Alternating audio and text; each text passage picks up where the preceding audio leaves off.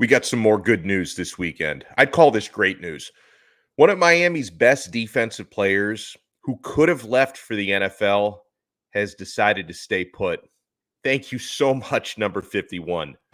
You are Locked On Canes, your daily podcast on the Miami Hurricanes, part of the Locked On Podcast Network, your team every day.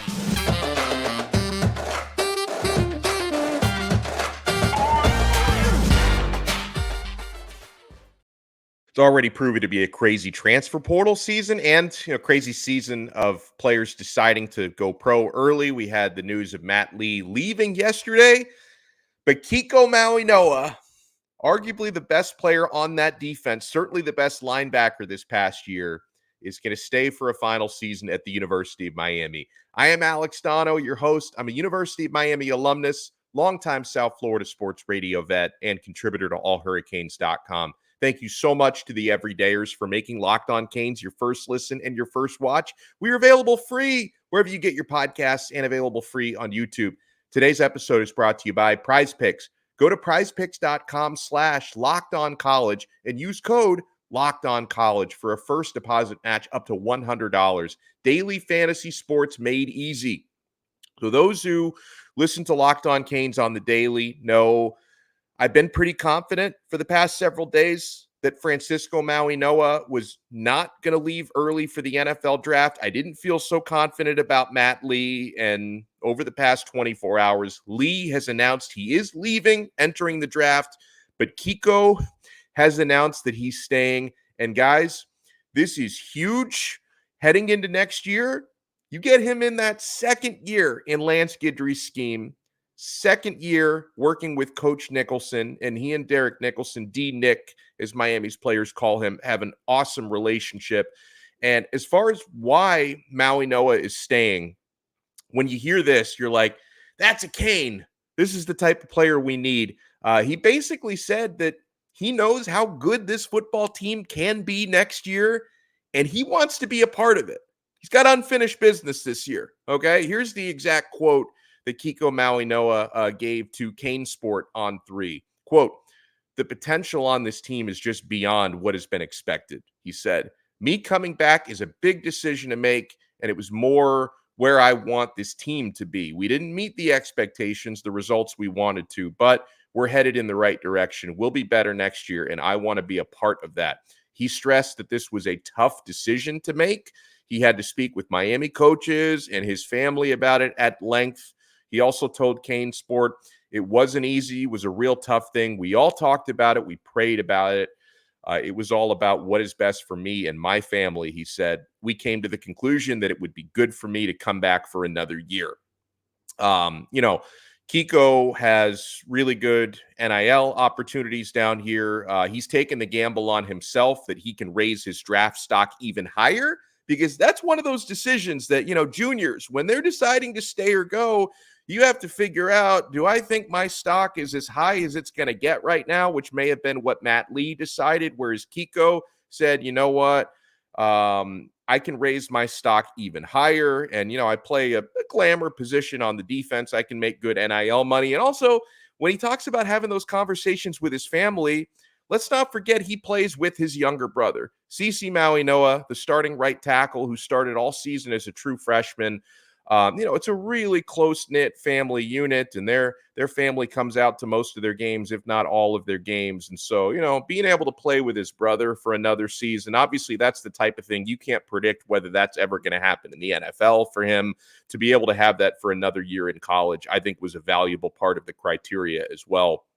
As far as why Kiko is so important to this team, if you watched a single Miami Hurricanes game this past year, you know how important Mauigoa is to this team. He was Miami's second leader in tackles this year with 70. He was behind only James Williams, who is going pro, who had 73 tackles. Kiko was second on the team. He had a team-high 17 tackles for loss and 7.5 sacks. Kiko had an awesome year in terms of tackling. Very few missed tackles. Was one of the best blitzing linebackers in the country, one of the best run-stopping linebackers in the country. And one of those things, anytime you were to really closely watch and scrutinize defensive downs for the Hurricanes, number 51 was always in the right place. He was always around the ball. It seemed like there were multiple 51s on the field. Like Mauigoa, I often said this guy is everywhere all at once. And to have him back for another season is huge. And to have some continuity at that position, obviously you're losing Corey Flagg into the transfer portal. We wish him the best.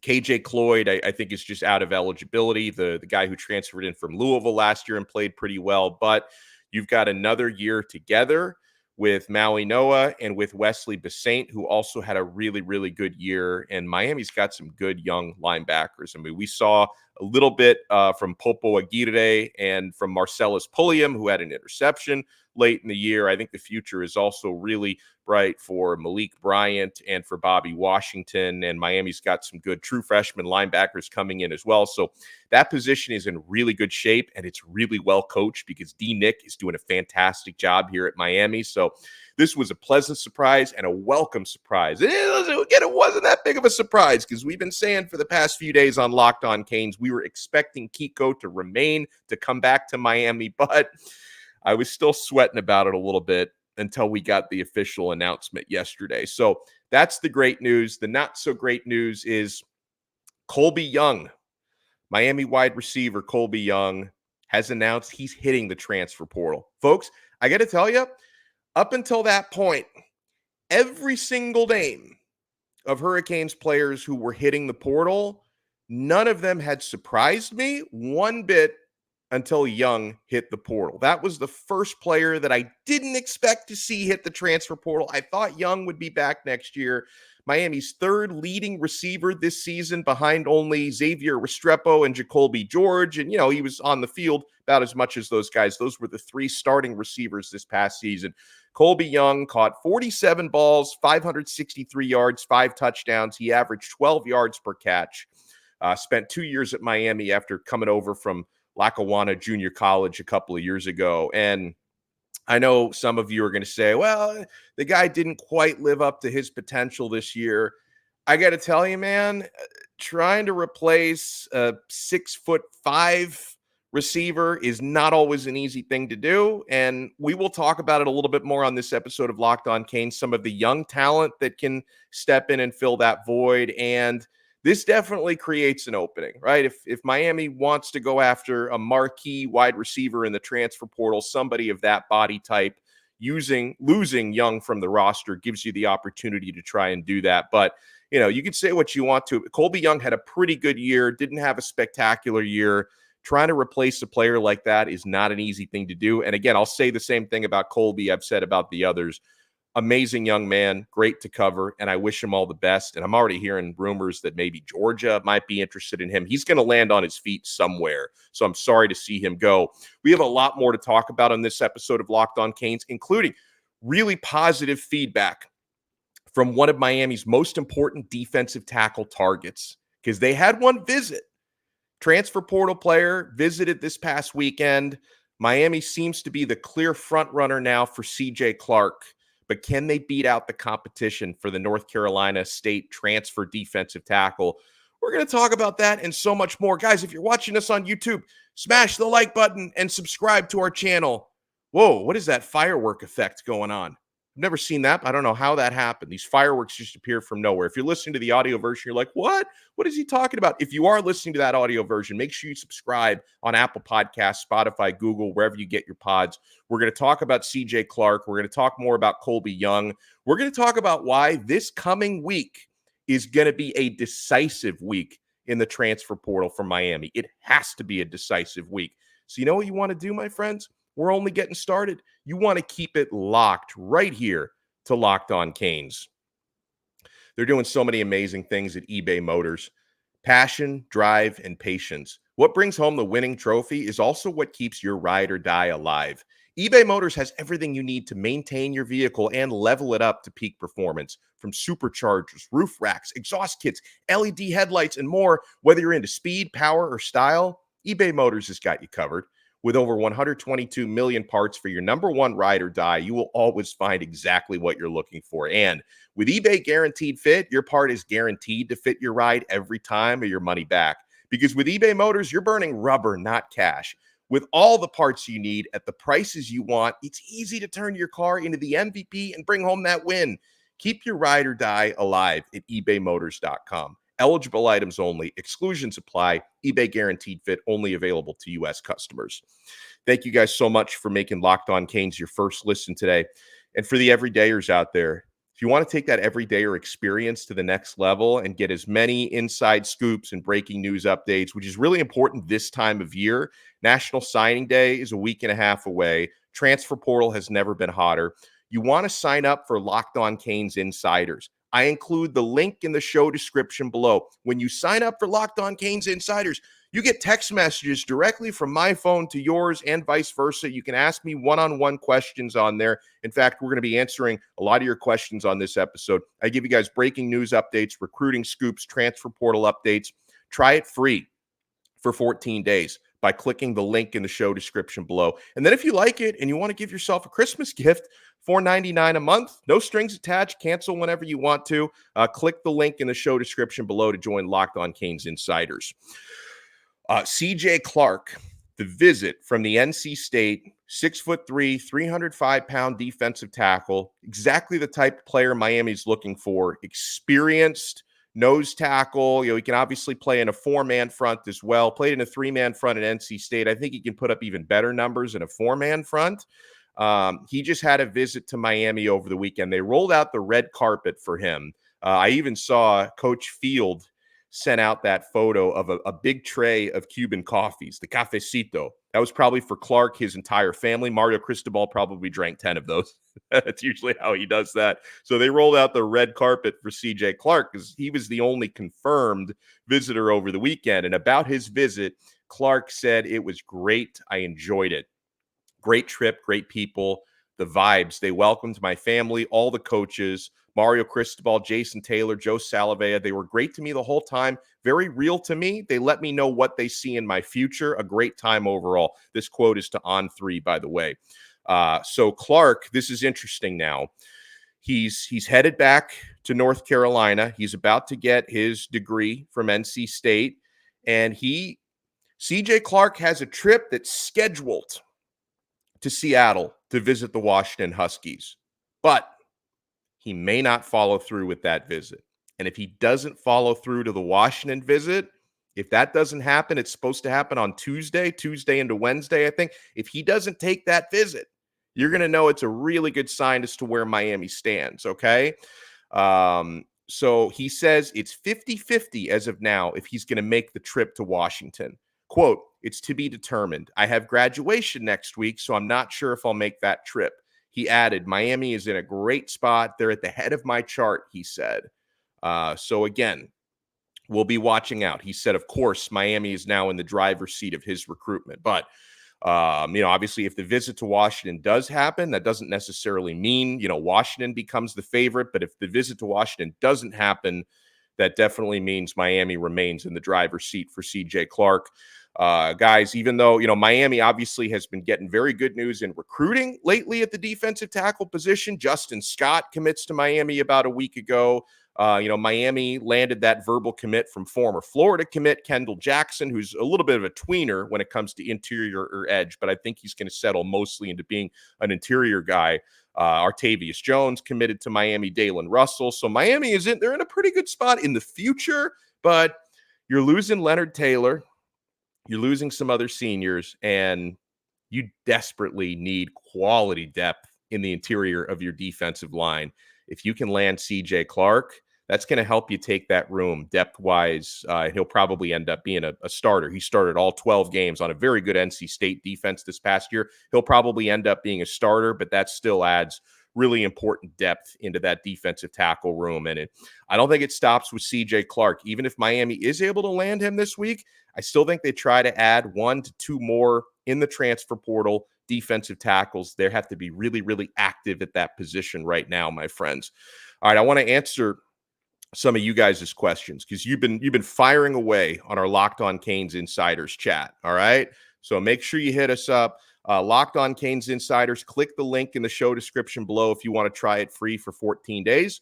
We get a couple questions and points from our guy Bob in Louisville. And Bob, I'm so sorry Miami lost that game against Louisville a few weeks ago, because I remember Bob telling me, because he's a Canes fan who lives up in the Ville, they call it. He said, I need Miami to win that game so my coworkers don't rub it in my face. I'm so sorry they didn't.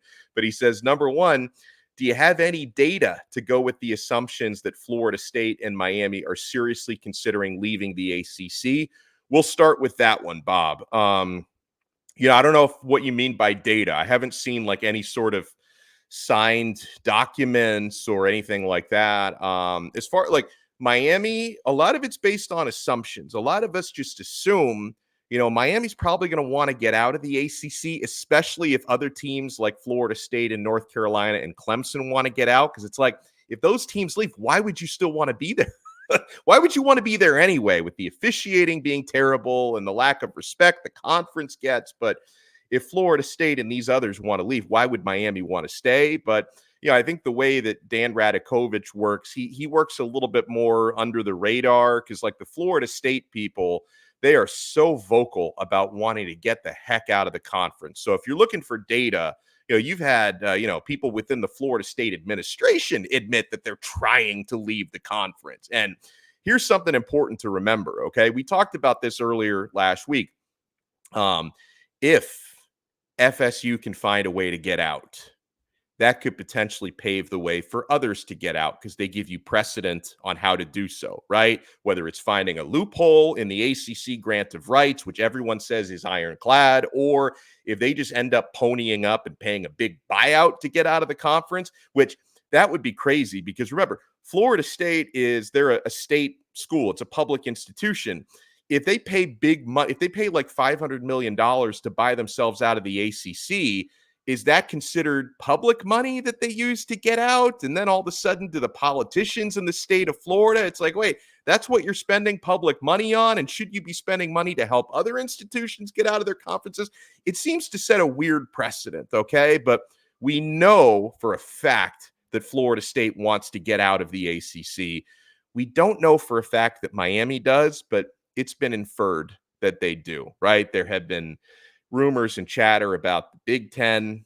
Last week, there were rumors that Miami was one of about 9 ACC schools to contact the Big 12.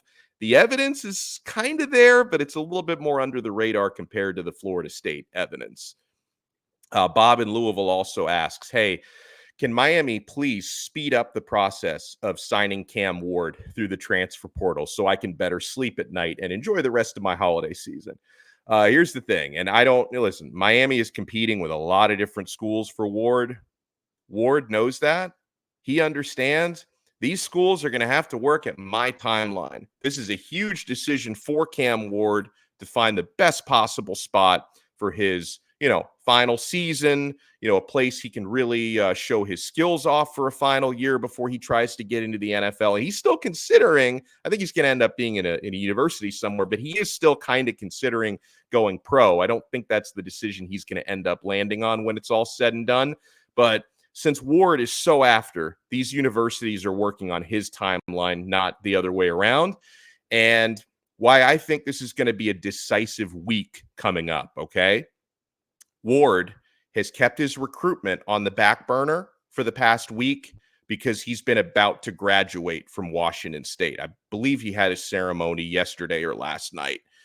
This week into this weekend is when he's going to start hitting the road, racking up those frequent flyer miles and taking visits. So if you've been working on his timeline, which I think is the case for Miami, because Ward has been priority number 1 for the Miami Hurricanes, I think this week coming up, when he starts hitting the road and hitting visits, and it is expected that Miami is going to get a visit, that Miami is going to be one of those schools that Cam Ward ends up visiting and seriously considering this coming week, hopefully within the next 7 days, for better or for worse. Is Cam Ward going to come to Miami? Is he not?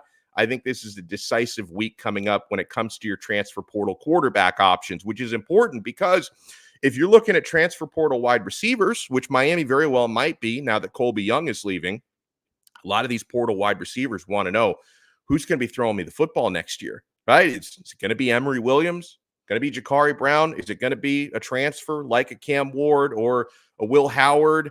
Or the guy from Toledo who we like a lot now, DeQuan Finn. Like, who's going to be throwing me the football? Which is a fair thing to wonder if you're thinking about transferring to Miami for a year. So that's what we're looking at. We get a question from our guy Ardrey in Pensacola, who says, "Is there any truth that Armando Blunt is flipping back to Miami?" Strong rumor, Ardrey. Is there any truth to it? We won't know until National Signing Day. Okay, December 20th.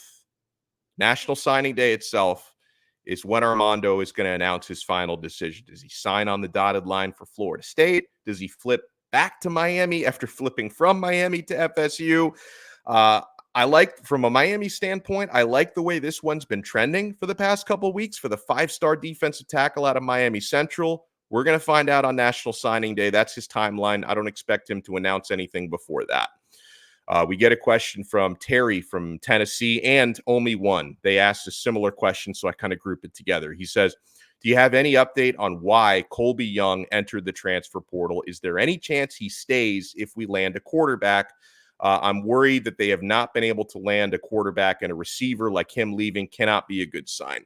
Okay, so some people are reading into it like, wait, if Colbie Young wants to leave, does that mean he doesn't think Miami's going to get a good quarterback to throw him the football? Could be the case. I don't necessarily think that's the case. I think in the case of Young, you never know what the NIL factors are. Maybe he feels like he can get more elsewhere, especially when a school like Georgia is rumored to be. It's a rumor. I'll emphasize rumor, but it's rumored that Georgia is interested in Colbie Young, among others. So there could be an NIL factor there. I know, like, from his standpoint, maybe he feels like he fits in a better offense somewhere else, and he didn't fit as well with the Shannon Dawson offense. He was catching a lot of tunnel screens this past year. So, I don't necessarily think his frustration is quarterback related. There could be other factors at play here, but I can only speculate. I do not know the exact reasons as to why Colbie Young has decided to leave Miami, but, I don't necessarily think it's because he doesn't expect Miami to land a good quarterback. All right. Okay. We got questions about transfer portal wide receivers. We've got questions about, we got some shout outs, by the way, for state champions out there, and more questions about Miami potentially leaving the conference. Plus some interesting tales being told about the Kendall Jackson semi-flip. I mean, former Florida Gator commit who decommitted from the Gators ends up at Miami. Some interesting tales on kind of the process on how that went down. You know what you want to do, my friends? We are not done yet. You want to keep it locked right here on this brand new episode of Locked On Canes. And you want to keep it locked to Prize Picks. Guys, this is the most fun I've had, winning up to 25 times my money. You can win 25x on Prize Picks. Prize Picks is the largest daily fantasy sports platform in North America. The easiest and most exciting way to play DFS, because it's just you against the numbers. Instead of battling thousands of other players, including pros and sharks, you just pick more than or less than on 2 to 6 player stat projections, and you watch the winnings roll in. They have a wide variety of different stats to choose from. Testing my skills on Prize Picks is the best way to play daily fantasy sports. If you have the skills, you can turn $10 into $250 with just a couple of taps. And Prize Picks, this is what I love the most. They even offer a reboot policy. Your entries stay in play even if one of your players gets injured. For football and basketball games, if you have a player who exits the game in the first half and does not return in the second, that player is rebooted. Prize Picks is the only daily fantasy sports platform with an injury insurance policy. So go to prizepicks.com/lockedon and use our code LOCKEDONCollege, all one word, for a first deposit match up to $100. That's prizepicks.com/lockedoncollege with our code Locked On College, all one word, and they'll match your first deposit up to $100. Prize Picks truly is daily fantasy sports made easy. Thank you so much for making Locked On Canes your first listen today. To the everydayers, we absolutely love you. hopefully my audio and video has been up to snuff. Again, I'm in the Southwest Florida area visiting in-laws and doing shows from out here. So it's not the usual setup and not the usual situation. So thank you guys for bearing with me and for making Locked On Canes your first listen and your first watch today. So you know what?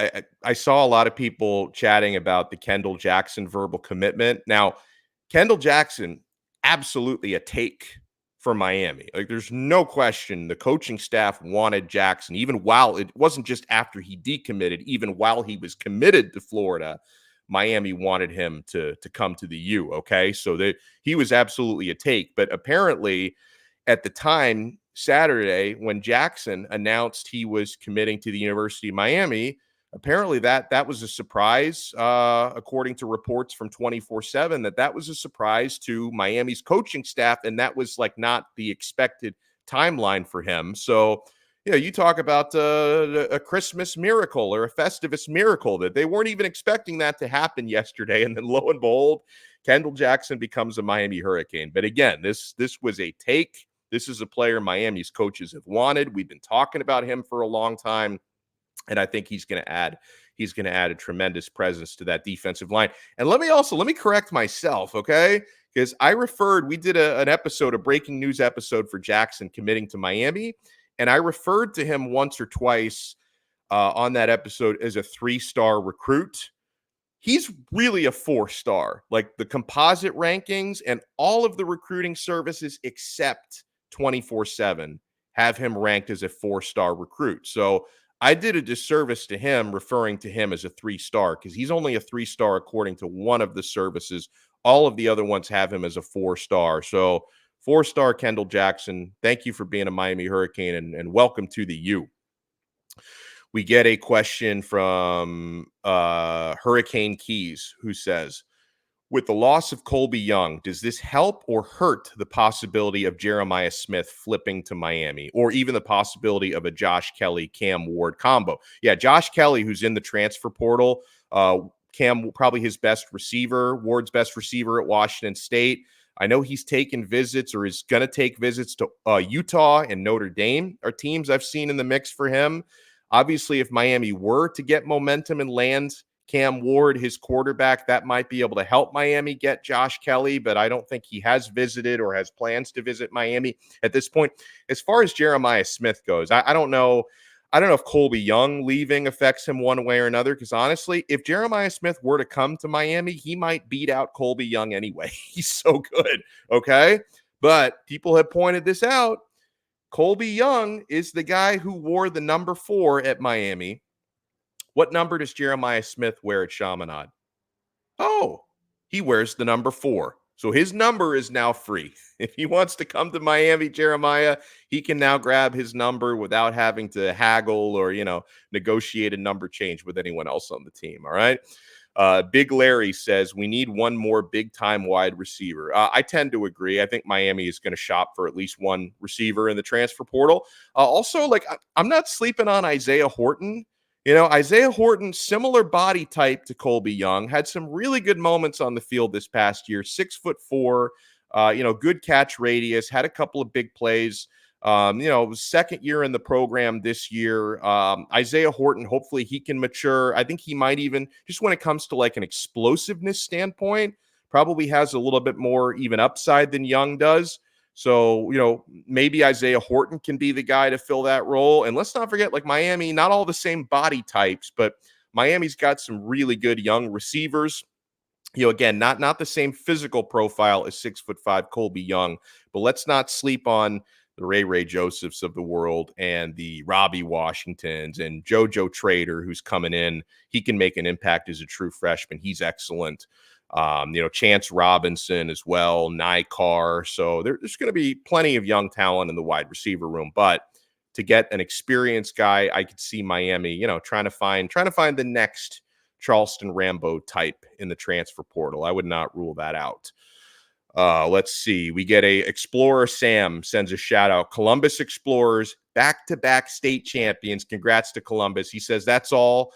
And Coach Mirabal was there watching our commit. And yeah, obviously Mirabal, a Columbus guy, just like Mario Cristobal and like Alonzo Highsmith. There's a lot of love for that program within the Miami Hurricanes. And so, they want to make Columbus like a true, consistent pipeline to the University of Miami.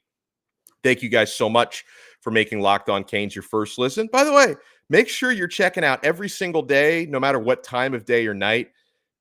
The Locked On Network has launched the first ever 24/7 streaming sports channel on YouTube. 24 hours a day, Locked On Sports Today. There's always something happening there. So check out Locked On Sports Today, and you can watch the conversations happening 24 hours a day. Thank you guys so much for checking out Locked On Canes. Just a note, tomorrow is Monday. I'm not sure if I'm going to be able to put out an episode tomorrow. I'm traveling and I've got some important family stuff to take care of tomorrow. So if you don't hear from me on Monday, you don't have to call the authorities. You don't have to worry about me. I'm fine. I just have such a busy day tomorrow. I'm not sure if I can chat with you guys, and we'll make it up to you. If we're not here on Monday, we might do 2 episodes on Tuesday. We'll probably do in the remaining 4 days of the week. We'll probably have 6, 7, 8 episodes. So don't worry. We will make it up to you, and we will talk to you again next time, whether it's on Monday or Tuesday. We will talk to you on another episode of Locked On Canes, part of the awesome Locked On Podcast Network. Your team every day.